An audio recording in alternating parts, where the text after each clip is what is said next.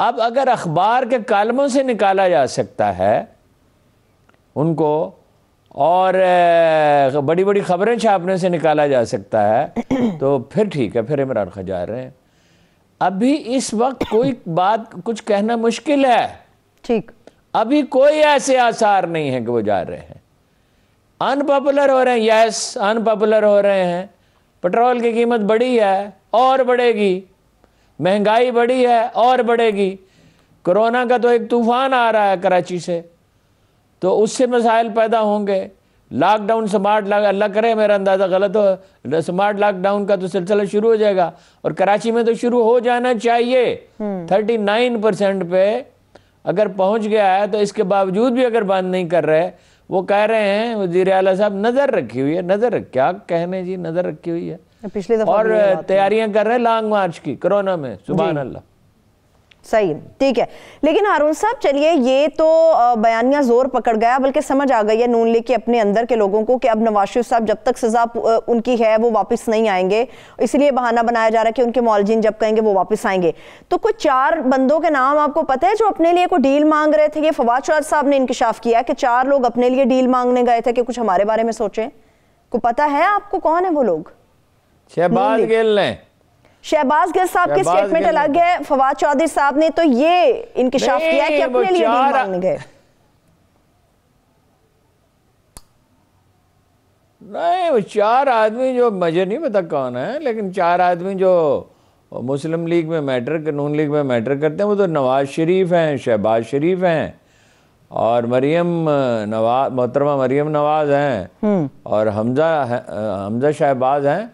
इसके अलावा अगर कोई लोग हैं जो अपने लिए अलग से अरकान असम्बली कोई डील मांग रहे हैं, तो मुझे तो मालूम नहीं है। वो बाकी शहबाज गिल साहब के और शेख रशीद के बयान के बारे में क्या कहा जा सकता है जी?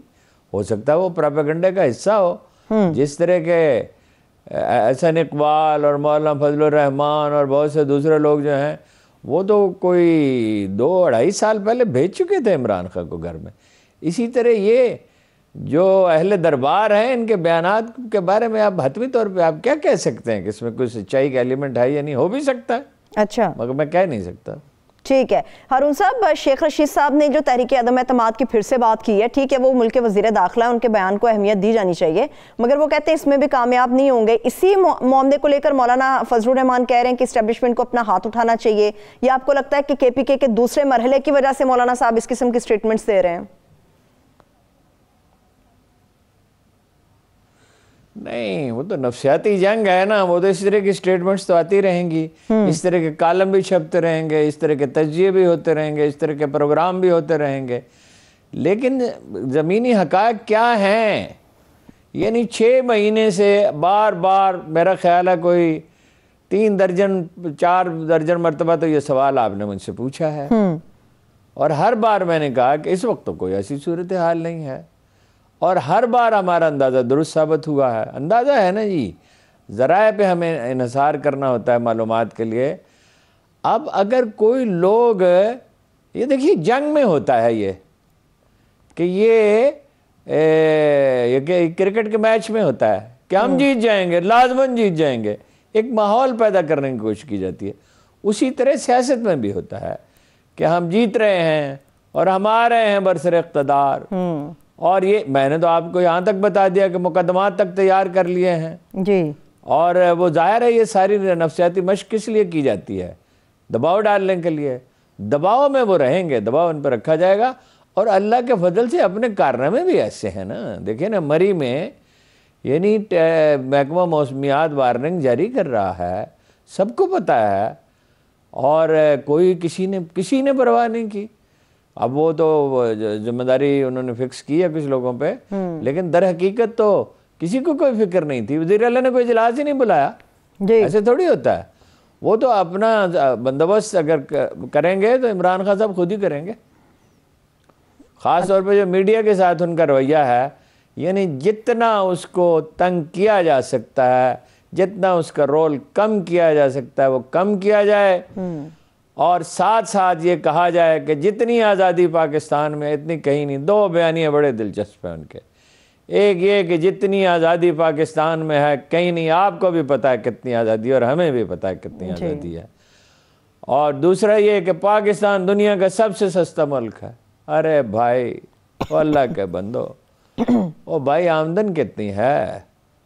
अमेरिका में एक आम आदमी की आमदन कितनी है? बरतानिया में $400 बिलियन की इकानमी है, जर्मनी की 4,000 बिलियन की, 3800 बिलियन की इकानमी है बरतानिया की, हमारी है 280 बिलियन की, और 22 करोड़ की आबादी है। आबादी बरतानिया की और जर्मनी की हमसे आधी से भी कम है, 1/3 के करीब होगी तकरीबन। तो भाई आमदन भी तो कोई चीज़ है। सबसे सस्ता क्या है? सबसे सस्ता कभी हुआ करता था पाकिस्तान मिड से 72-73 तक दुनिया का सबसे, यानी खाने पीने की अशिया सबसे सस्ती थी। अब तो इंटरनेशनल मार्केट होती है चीज़ों की, प्राइस होती है चीज़ों की। ये यूरिया खाद क्यों इतनी स्मगल हो गई? इसलिए कि दुनिया में इसकी कीमत ज़्यादा है, 3-4 हज़ार रुपये है। पाकिस्तान में तो नहीं, मेरे ख्याल में इससे भी बहुत ज़्यादा है। पाकिस्तान में अभी तो सरकारी रेट 1800 है, मगर जो ज़ख़ीरा शुदा मिल रही है वो 2500 के हिसाब से मिल रही है। अरुण साहब